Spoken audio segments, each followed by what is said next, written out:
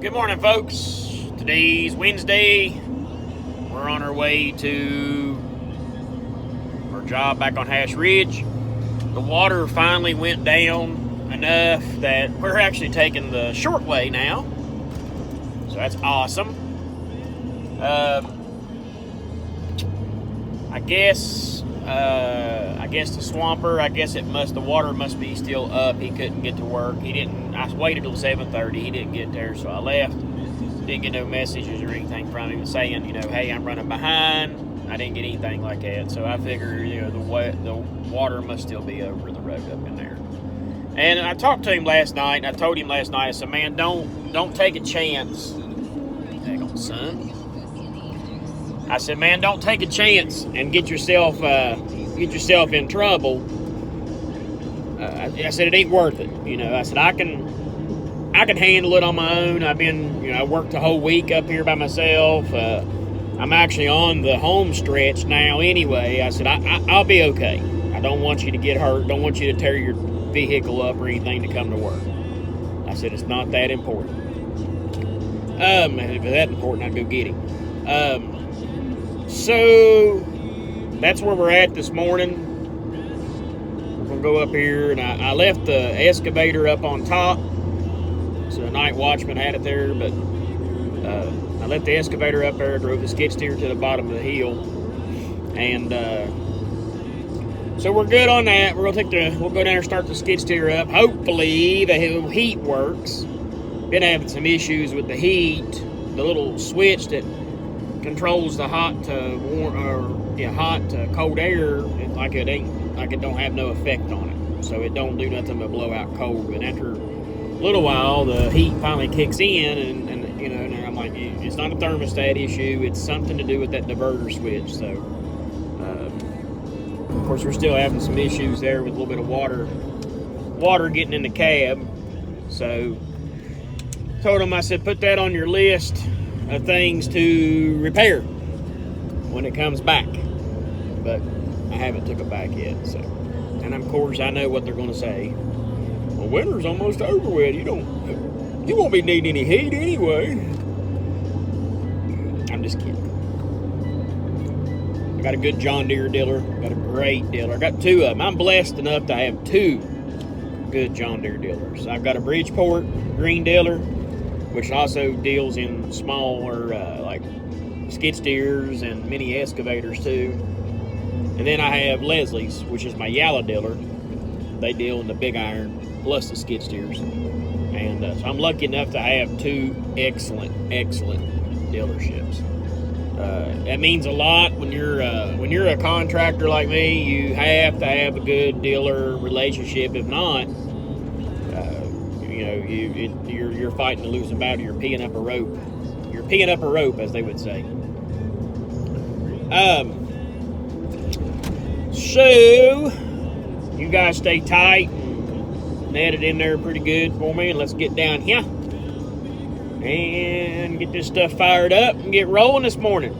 It's a beautiful day. We're going to have a long stretch of dry weather, they said. We're going to have a little bit of snow, snow. Yeah, they're calling for snow on Sunday night into Monday, they said, but it ain't going to be anything of any sort. And then it's going to be warm, back up in the 60s next week, which 50s, low 50s.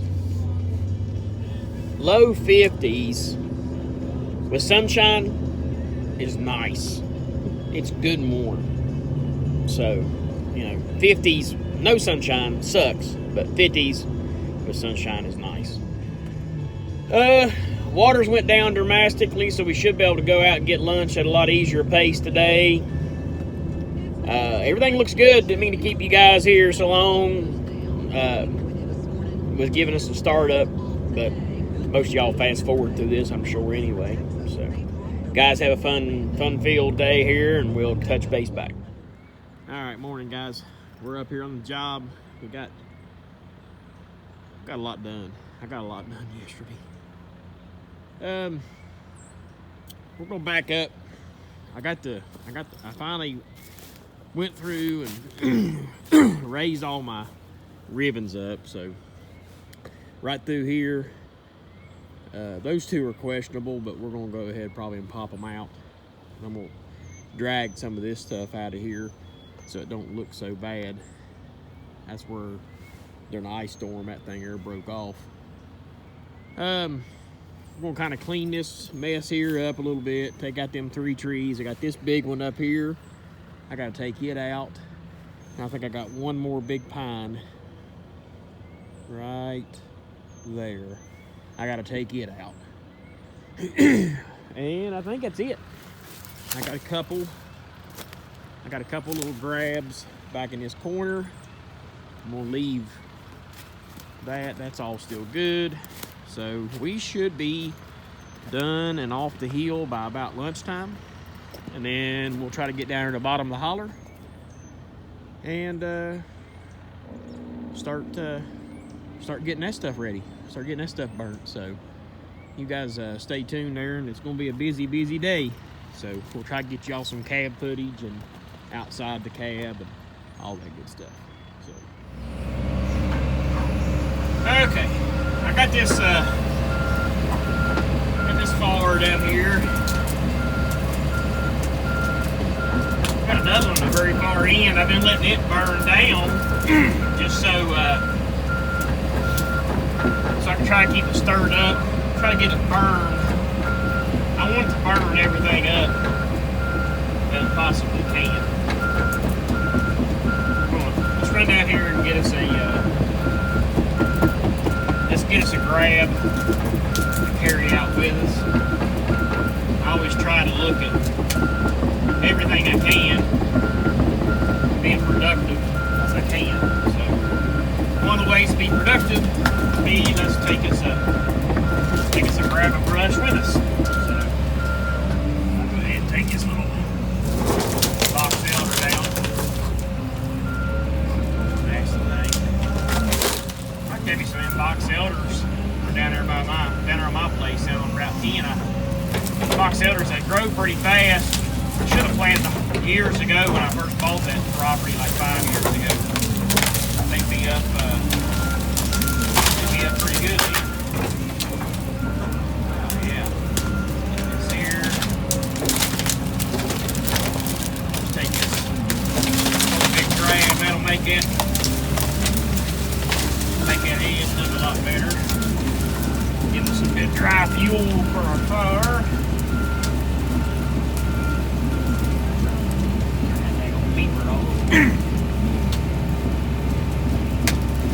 Slow go this morning. Getting juices all warmed up. I used to let my hoe and everything run, even during the summertime, even whenever it's warm. I'll let my excavators run for 10 minutes, 15 minutes, and let them get everything juiced up. But you know, it don't actually. It warms everything up, but not until you actually. Come on, baby, turn them here for me. Not until you actually start cycling all the. My house turn here. Until you actually start cycling the hydraulics, then it'll start warming everything up.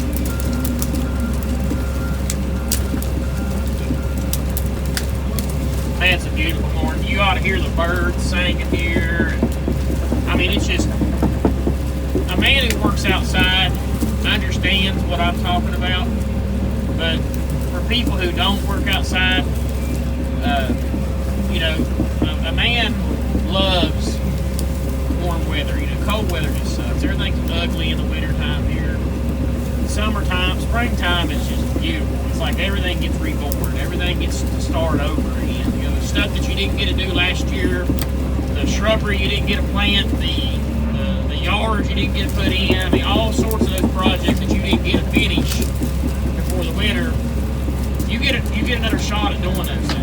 And it makes my wheels turn every year. You're like, I'm going to do this and I'm going to do that. Now, whether or not I get to do it or not, I mean, who knows? But either way, you guys hold tight. All right, sorry about that, folks. I had a very important customer call me there. She had some issues with her driveway and discuss everything, explain to her what I had this field or this was. Been in business as long as I have. You get a long list of clientele, and everybody's important to me. Nobody's more important than others, and I mean that wholeheartedly. And I don't work for bad people. I just want you guys. I know you all hear me say that all the time. I don't work for bad people. I don't work for bad people, and I'm being honest and sincere about that. I won't work for bad people. I don't care if you own a multi-million-dollar industry company. I don't care if you work at a gas station, and I don't really care. It's all the same. Everybody is just as important. Everybody's. I love my customers. I love my clients. I try to every way in the world to answer the phone when they call me. And it's like I couldn't believe it. I've had people call me. Had a gentleman call me from Mississippi the other night, and called me, and I was at the house, of course. I was getting ready to lay down, and he called me, was asking me questions about skid steers and my best opinions and everything on the products and what I thought and and I'm glad. I'm happy that people trust me enough to want to call me and say, hey, what's your opinion on this? And I won't lie to you. I mean, I'm not going to lie to you. I told this guy that this is what I think. He was asking the differences between a 331 and a 333, and if it was worth the money buying the 333 over the 331. And of course, everybody should know me. My answer, is I would rather have it and not need it than need it and not have it. And I also went ahead and told him about the resale. I said the resale on a 333 is tremendously more than a 331 because it's the biggest. It's kind of a, the theory that I got from my John Deere dealer. The reason a 331 exists is that it allows the dealers to compare apples to apples when they're selling and pricing out their skid steers. The 331 is a lot closer, and it's a Deere product, so it's still above and beyond everything else, in my opinion. Well, that's my opinion that I believe wholeheartedly as fact that there ain't a machine out there skid steer wise. That's what I'm talking about right now. That you can hold a candle to a John Deere. As far as I'm concerned, they don't make anything else in a skid steer. You will not sell me on anything but a John Deere skid steer. The worst time in a John Deere is better than the best day in anything else. I'm just facts, folks. It's just a fact.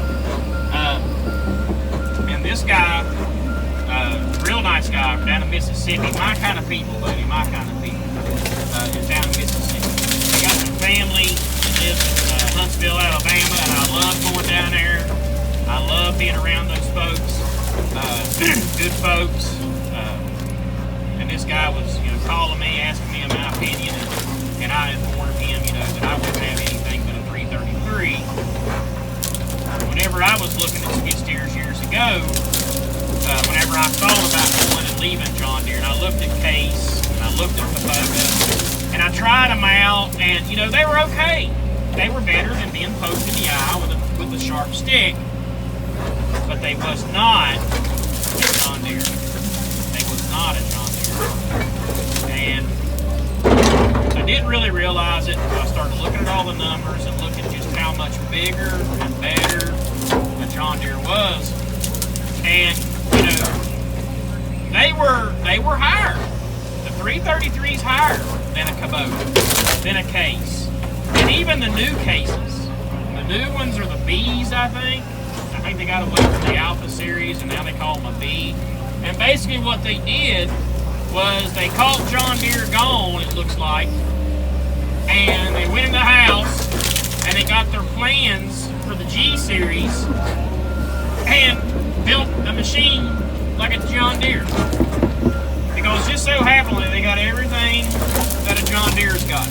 Well, they don't have everything. They don't have the power. But I mean, as far as the creature comforts, it's a lot better. I'll just tell you right now, the case stuff, the case skid steers, the B's I have not set in, but them older ones, that was like the biggest joke they ever was. I mean, they didn't even have like buttons. They had little itty bitty little, they were the size of an ink pen to start it, and they always had problems out of the controls, the joysticks. I don't know. Again, folks, you're not going to sell me on anything but a John Deere, anything anymore. I mean, I'm a full-fledged fan, John Deere fan. And I know, let's dig, old guy there, Chris. I know he runs a lot of Volvo stuff, and we've got a Rudd dealer, which they sell Volvo and Hitachi, which, you know, Hitachi and Deere's the same thing. And I think they sell Moxie, which is a truck dealer. They sell something else. Rudd. Yeah, it's Volvo, Hitachi. I think that's it. And then we have Komatsu. We have Rish for Komatsu. And Komatsu is good equipment. There's nothing wrong with Komatsu. I just don't have a relationship built up with Komatsu. And I've heard that Komatsu excavators are bad to the bone. But again, I'm a Deere man. Let's see if I can't get to it. I need to try to save that back one. Go ahead and stick your tooth in that root ball there. Good.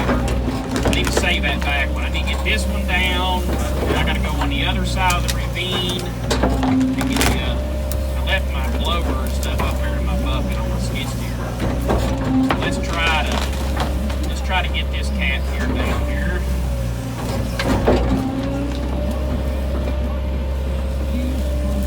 I can't remember what way that thing was leaning. I think it was leaning.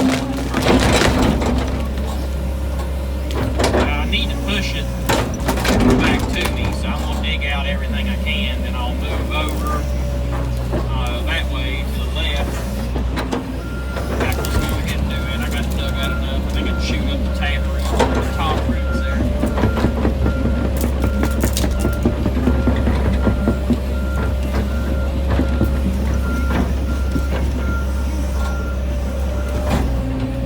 But you just ain't going to sell me on it. I mean, them things are bad to the bone. And, you know, I know there's probably going to be some people watching this like, I'm a Kubota man. You hurt my feelings. Well, I had a Kubota once. And I was not a fan of it. I had a tractor. I had 110 horsepower. 105? I think it was 105. Come on. Pushing my dang on excavator. I don't want to tear up that other maple. I don't want to have to take it down, too. Come on. That back side's holding it bad. I had 100. There she went. Come on. Come on. Don't you do it. Don't you do it. Just barely in there. Come on. Don't you do it.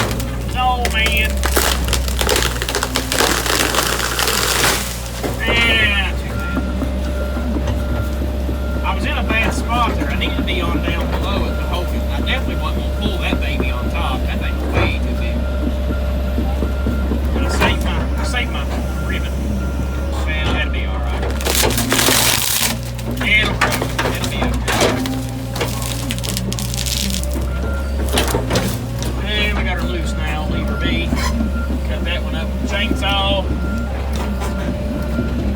Now let's ease on out this way. Yeah, man, let's take this little junky. Let's take this little junky locust now. see that daggone thing being right in the way. But whenever I go to cut this bench in here, gotta be real careful when we go to shove this. Keyway and this dirt in here.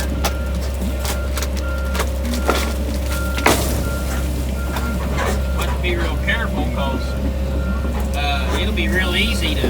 It's gonna be kind of hard to get this stuff to stay. Just stand on top of this when I break it up. I was gonna wait and cut it up with a chainsaw, but it'll stand in there. A lot of times, if I don't have the swamper handy, I'll just stand on stuff. And I don't like to do that because it gets dangerous quick. I've had them bust up underneath there and come up, hit the bottom of the tabs and everything.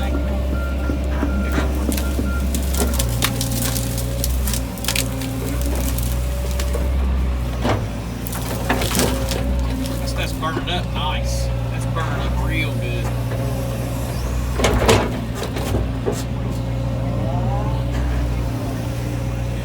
See, I could shove that stuff into the very far edge out on this corner over here, and it won't hurt anything because they're not building on this. This is all thing we're doing right now is just making yard. We're going to roll it and compact it because it's sitting out on a hill. We don't want water getting in between the layers and lifts and then shove it out. That's the only reason why we're even going to compact it. Alright, back to what we was doing. Let's venture out over here on this other side. Let's take out these other bigger trees. And then we got to try to water and take some things out of there. Put them back over in here. Where we can... I want to try to cut everything up on one side. It makes it a lot easier. And it's a lot easier to get a hold of the butt ends of them and just drag them. That way you don't have to go back over here and, on the lid. Go back over here on this ravine. This is kind of touchy getting over in here. Got to kind of use your boom as a walking stick. I know you can't tell it in the pictures, but that's pretty dang old steep. And over in here it's getting soft. Yeah, okay. Let's pick this thing right here out of the way. There's some rocks in there, ain't there? Is that a rock? Yeah. And right there's a sign. Call that rock bloom where I'm from. You good. Look what you did. Right back there out of the way. I don't know why, but I did. Just throw this little stuff here. We just throw that right there over the bank. Never hurt anything. That's the problem is when that ice storm comes in when I was clearing it, man, it caused me a lot of aggravation. It's got there's a lot of down. A lot of stuff that's down. I'd say it's sitting right on top of the rock. I'd say if I was you see how it's moving so easy? It's got a real shallow root on it. That stuff right there would not be needing it anyway. We get done here. Yeah, right here's another big rock. Which, you know, what happens is that stuff lays out. It lays, and then that dirt gets wet, and it'll actually slide. It'll slide off that rock. You can see the moisture is in that rock already. That dirt will just slide right off that rock. I got a job up there, another big old gobbler of rocks. It might just pop right out there. Let me move down here a little bit so try to keep when we shove it. We want to try to shove it up toward the heel. It's split right down the middle anyway. There we go. Just kind of sweep a little bit of dirt back in that hole so that way if I ain't paying attention, which has been known to happen, I don't drive over in it and turn over like an idiot. Let's get back up this way and get kind of straightened up before we're going before we grab a hold of it. Or I'll be better off to set this on the upper side. Just bust that thing up, throw it on the bar. Hey, you gotta cut that one. Oh man, hope that ain't squirrel homes. Did I hurt some squirrels? I hate even opening it up because I'm afraid of what I'll see. Oh, we're okay. They're right in there. I've done that before and got in this flying squirrel nest. Man, I felt so bad. I don't like to use it. I don't even like to even take down like hollow trees.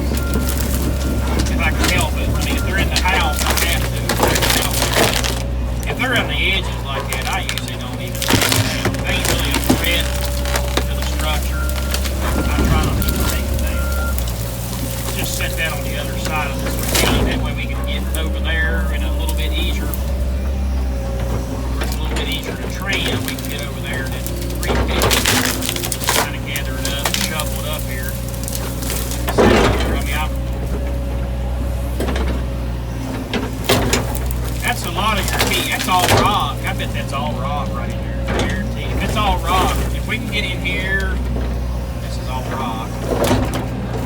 I think there's a lot of rock in that. Yeah, I'm gonna leave it alone right now.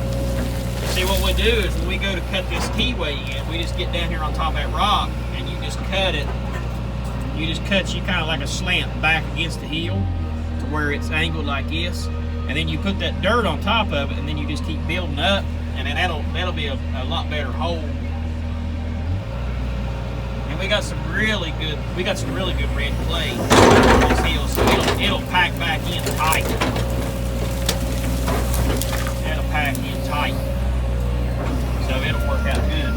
It should sit there as long as you keep the water off the face of it. That's where a lot of people go wrong, is they'll build something in or build something like that, and then they'll shove water over the face of it, so you can't. Got the track trying to rail out. I think the next, when I order my 210, I'm gonna order it with a little bit different undercarriage. I'm gonna make sure they add an extra guide on it. See them tree roots right there? They'll come out when you start noticing. That's how that walnut. And they're all. That's all good. We'll shove that down there. That way we don't drive over into a hole and turn over. We're gonna be dozing. All this is gonna get dozed in. Let's go down here and grab a load of this stuff right here. That'll kind of make this area look a little bit better, even though it's out of the clearing area. We want to try to make it look good. And you're not going to see this anyway. You're not going to see this area. It's going to be way over the hill whenever you go to the field. It's going to be out of the line of sight, but that'll make it look better to customers, good customers. Here, throw it over here on the other side of the ravine so I can fetch it when I go over there. And then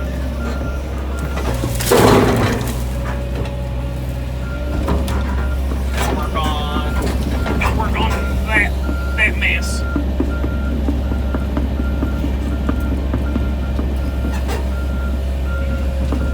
I think I can't remember if I decided to take these things out or not. Cold this morning. It's kind of got stuff froze up.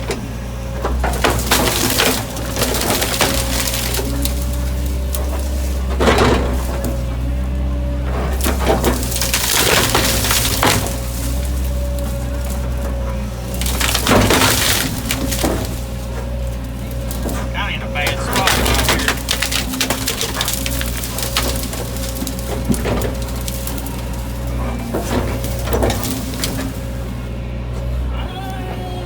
Let's see if we can just shove this one out. Oh yeah, it's gonna go out. Shove this one out. I'm gonna turn down my flag.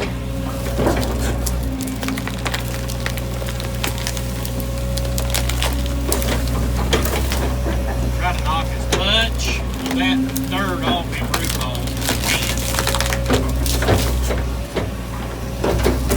Before we even get started. Now let's see if we can back up. Still kind of cold. It's keeping the dirt's kind of froze up a little bit, and it's not as slick. And do the same thing. Let's shuttle this back, get it where we can reach it from the other side of this ravine. See, that's all rock underneath. You can see it. That's all rock up underneath this ravine. That should, if we can get that elevated, get that straightened up a little bit more level, we should be able to.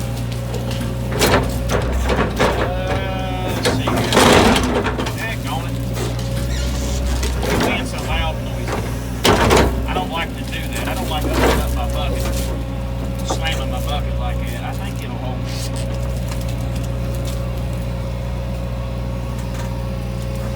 Set that right here, and then I can reach it up on top, because if not, the tip of it is going to be in the way.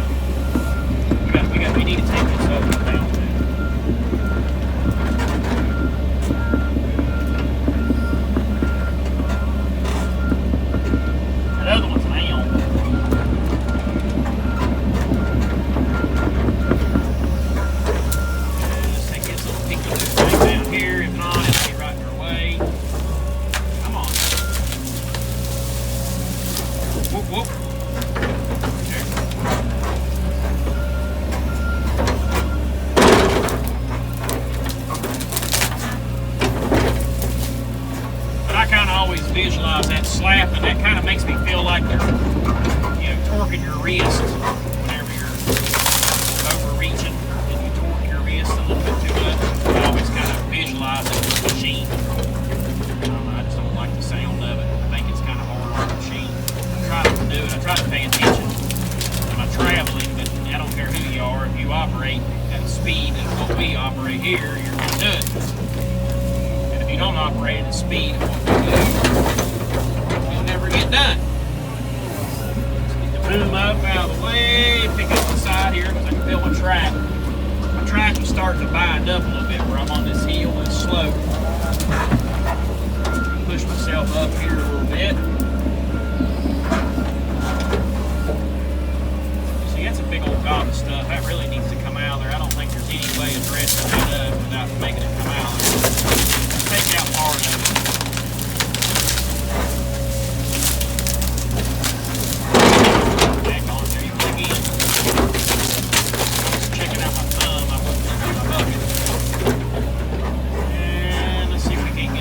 Gob of it out. And it does pretty good.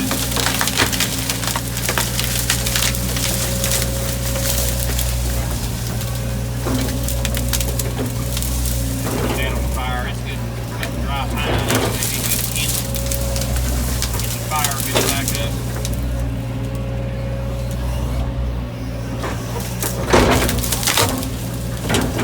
That'll make her look a lot better. I wish that whole piece would go on the side of the ground.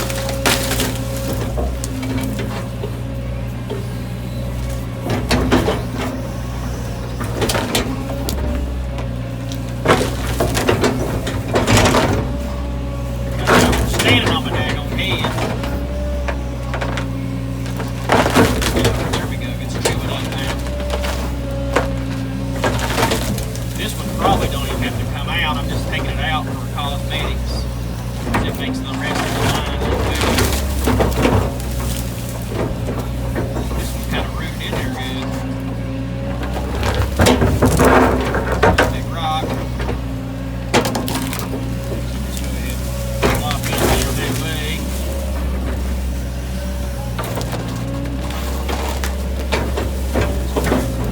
Better backfill there. Let's see if we can't get this other side. See the tree moving pretty good now. Push myself back up the hill. Now I ain't standing on my daggone head so much. Yeah, back on the head. Feel that in a little bit, make it a little easier level standing. Again, all this is going to be dozed anyway. Look at that difference in that clay. Look how tough that clay is. That clay is going to be hard to cut. I'd say this ain't gonna be an easy dosing job.